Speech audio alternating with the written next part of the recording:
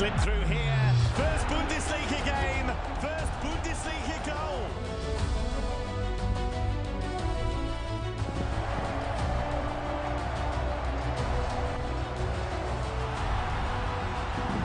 They've snatched a point right at the end. Digicel TV, home of rugby league. Dial *515# to subscribe.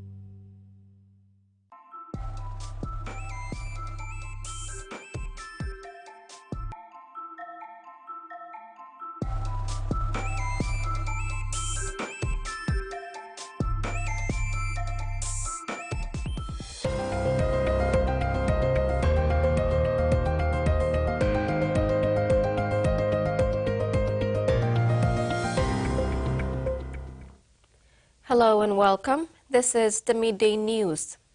Prime Minister James Marape today commended the Chinese government for its commitment to strengthening bilateral trade ties by granting Papua New Guinea access to its vast agricultural market. This milestone, facilitated through the National Agriculture Quarantine and Inspection Authority, is expected to unlock significant economic opportunities for PNG producers. To further enhance PNG's ability to capitalize on these markets, the government is considering the establishment of a national export agency. This agency would coordinate the export of PNG's agricultural and food produce, ensuring that farmers and producers have direct access to international markets. Octedi Mining Limited received the prestigious award for its submission, developing a successful rehabilitation methodology for the flat areas of mine tailings stockpiles in a high rainfall environment. A case study of OTML's beige operations during the PNG Investment Week in Sydney, Australia in December last year. The award falls under the PNG Chamber of Resources and Energy's Outstanding Environment or Climate Change Initiative Award category. Octedi Mining received the prestigious award for its submission, developing a successful rehabilitation methodology for the flat areas of mine tailings stockpiles in a high rainfall environment, a case study of OTML's bigger operations. For over a decade since the start of operations in 1981, a riverine tailings disposal method was used, resulting in extensive environmental impact on indigenous communities along the Octedi and Fly River systems. A dredging operation was initiated at Bige, 30 kilometers downstream from the mine, to dredge sand from mine tailings out of the Octedi River and store it in engineered stockpiles on the riverbanks. These new stockpile landforms are required under the company's environmental permit to be managed for long-term stability. Thus, a rehabilitation program was introduced in 2009 to establish a self-sustaining native vegetation cover that protects the long-term integrity of the stockpile. Over the years, several revegetation methods have been trialed to get the formula right. Through innovative approaches, improvements on rehabilitation performance are being witnessed. General Manager Social Sustainability and Performance, Jesse Pile, said this key operation ensures OTML continues to receive the social license from the local community for mine operations to continue. Salome Vincent, TV1 News. OTML's General Manager, Social Sustainability and Performance, Jesse Pile, the dredging team deals with material that has metals and is devoid of organics. that support plant growth. They also deal with material that vegetation species are not so familiar with, and so it has been a struggle to get the formula right in terms of species, application method, ground preparation, and getting the right balance of the sediments that is put into the river system from the mill. Over 10 million cubic meters of sand is dredged annually and stockpiled in an area covering 1,000 hectares with an annual average of 30 to 40 hectares rehabilitated annually. Mr. Pilis said around 300 employees and contractors work at the bigger operation site to ensure OTML meets its obligations to various stakeholders. From fireworks shows in Meningrida to masquerade-themed parties in Alice Springs, Territorians welcomed the start of the new year with characteristic enthusiasm. In Darwin, thousands braved erratic weather and an early downpour with skies clearing for the 9 p.m. fireworks display. But storms forced event organizers to move the midnight show forward half an hour, with many opting to ring in the new year inside pubs, clubs and bars. 5, 4, 3, 2, 1. And just like that, a new year begins. With confetti rain inside packed clubs and pubs, outside, Mother Nature gave a classic wet season welcome to 2025. It was a sunny start to New Year's Eve celebrations. Happy New Year! The keenest braving the searing afternoon sun. It's hot and busy and really fun to swim in the water. Is it any cooler up there? Are you getting a breeze? Actually, as you said that, the breeze did just come through. It's a bit warm. While thousands down south camped out and queued in Australia's most laid-back city, it was as easy as rolling out a picnic blanket and enjoying the show. Just to be down here with all the families and stuff like that, it's great. And it's great to have these guys up for a wet season. I don't know why they've come up for a wet season, but they have. They've come to experience it. But then a rumble from above, and seconds later, some hardened locals choosing to tough it out. We're here for it. Yeah, we just put our blankets over our heads. The top end's notorious wild weather catching some interstate visitors off guard. Some really kind locals told us to run, and they helped the pram up the stairs and they said get under cover. They knew it was coming. Through heat, sweat, mud and rain, nothing was going to stop these Territorians welcoming another year in paradise. Happy New Year! As light shows and fireworks lit up the sky, people were setting their sights on the future. I'm going to a new school next year and I'm hoping I make new friends. I graduated this year, so it's like another new life. I would like more of this, more adventures and more fun. There was plenty of that on Darwin's party strip. Really great! Hang out at 10, man. I come out here like every weekend and this is wild. Partygoers eager to clear the decks. We're leaving behind every toxic person in 2024. And haters and just no. Bad boys! And set some New Year resolutions. Really mature ourselves. No more clubbing. No. Gym every single day, getting absolutely ripped. Police said people were mostly well behaved. And while some will undoubtedly be having a tougher start to 2025 than others, across the Northern Territory hopes it's the beginning of a bright and memorable new chapter.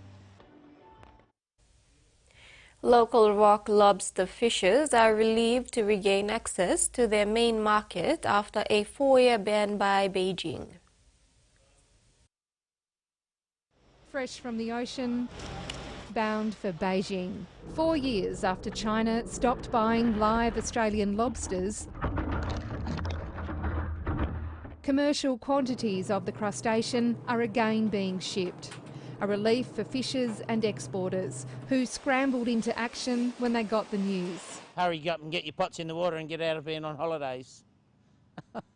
The WA rock lobster industry was worth $500 million in 2019. Nice. Today it's valued at less than half that. Trade tensions in 2020 saw a list of Australian commodities locked out of markets in China, including lobster, beef, barley and wine. Those industries had their tariffs and bans overturned, and now, after years of negotiation, live lobster will once again be sold in the Chinese market.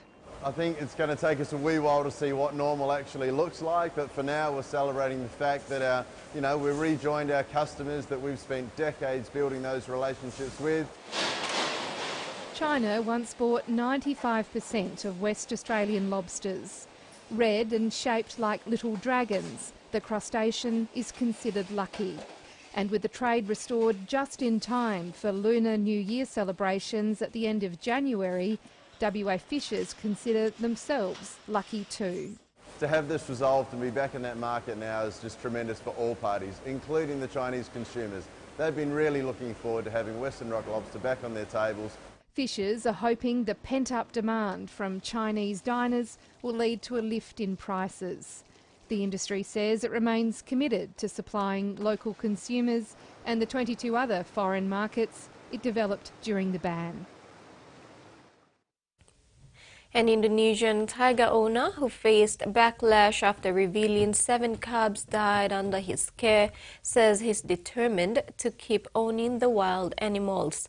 White native Sumatran tigers are protected. Imported Bengal tigers can be owned and traded in Indonesia, a top 10 country for the wildlife trade. In a suburban house in the hills of the city of Bandung, some unusual backyard pets. Oh, hello. Welcome to my home.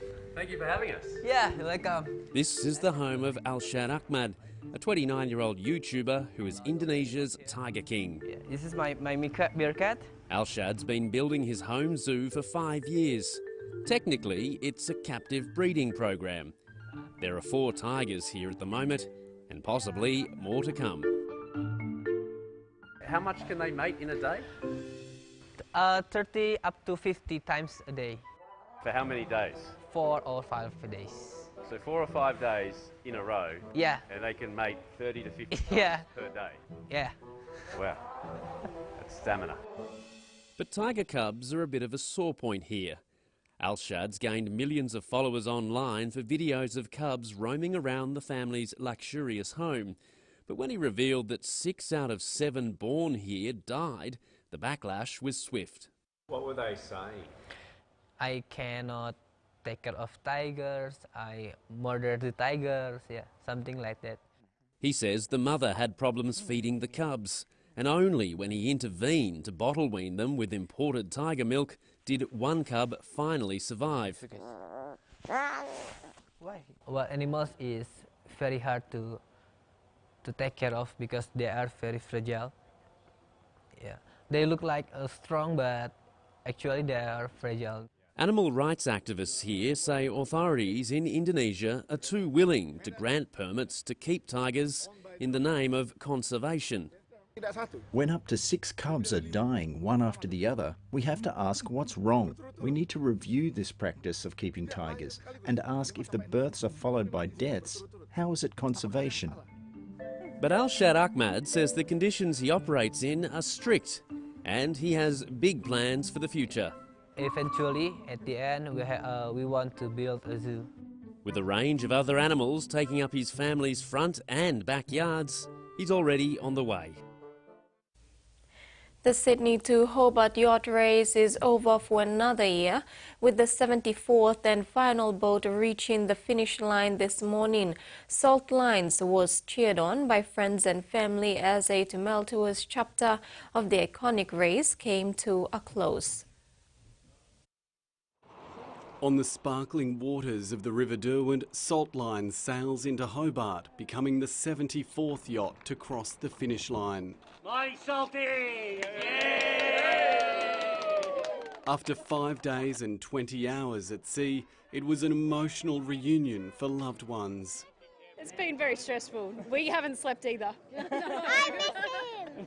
Obviously we're at the tail end of the fleet, so to finally get in, it's yeah, fantastic. Bit of a boyhood dream to compete, so it was nice to be a part of it.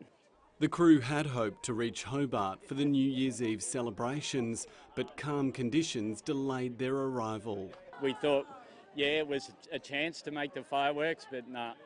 We had a little tot of rum and a little celebration on New Year's Eve just to celebrate. Yachts have been arriving in Hobart since Saturday, some making it just in time for the fireworks. It was getting close. 6 hours out, we had 30 mile to go, so we had to average 5 knots. And we had half hour to spare, so we thought we were pretty lucky with that one. This year's race has been marred by tragedy with the deaths of 2 sailors, challenging conditions forcing 30 yachts to retire. But dozens of others successfully completed the epic journey across Bass Strait and the east coast of Tasmania. Law Connect claiming line honours and Celestial being declared the overall winner. Salt lines might have been at the tail end of the fleet, but simply finishing the race is a victory for the crew. So a lot of these guys, some of them have never sailed before, you know, aside from our training weekends, so it's a massive accomplishment for them. An accomplishment worth cheering for.